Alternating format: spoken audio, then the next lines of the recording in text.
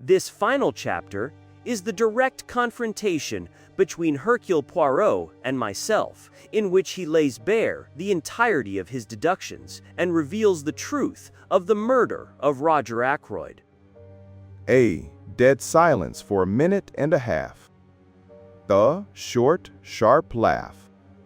You're mad. No, I am not mad. It was the little discrepancy in time that first drew my attention to you right at the beginning. Discrepancy in time? But yes, you will remember that everyone agreed it took 5 minutes to walk from the lodge to the house. But you left the house at 10 minutes to 9, and yet it was 9 o'clock as you passed through the lodge gates. Why had you taken 10 minutes to do a 5 minutes walk? All along, I realized that we had only your statement for it, that the study window was ever fastened. Supposing that you killed Ackroyd before you left, as you were standing beside his chair? Then you go out of the front door, run round to the summer house, take Ralph Paton's shoes out of the bag you brought with you, slip them on, walk through the mud, and leave prints on the window ledge. You climb in, lock the study door on the inside, run back to the summer house, change back into your own shoes, and race down to the gate. I went through similar actions myself. It took 10 minutes exactly. Then home. And an alibi, since you had timed the dictaphone for 9:30. My dear Poirot, you've been brooding over this case too long. What on earth had I to gain by murdering Ackroyd? Safety. It was you who blackmailed Mrs. Ferrars. Who could have had a better knowledge of what killed Mr. Ferrars than the doctor attending him? You mentioned a legacy received about a year ago.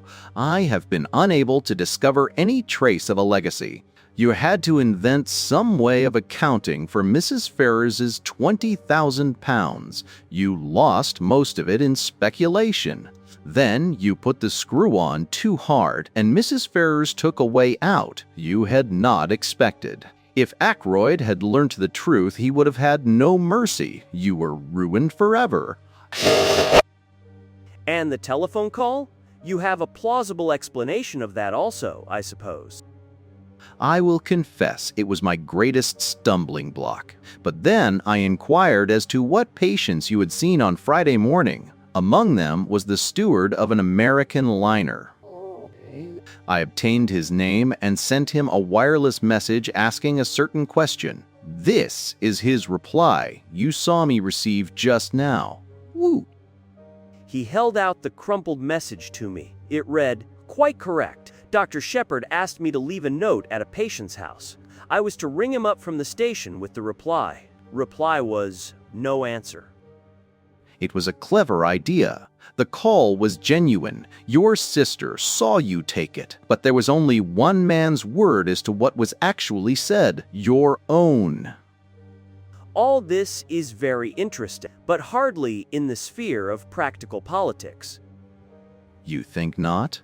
Remember what I said. The truth goes to Inspector Raglan in the morning. But for the sake of your good sister, I am willing to give you the chance of another way out. There might be, for instance, an overdose of a sleeping draught. You comprehend me? But Captain Ralph Paton must be cleared. Ça va sans dire. I should suggest that you finish that very interesting manuscript of yours, but abandoning your former reticence.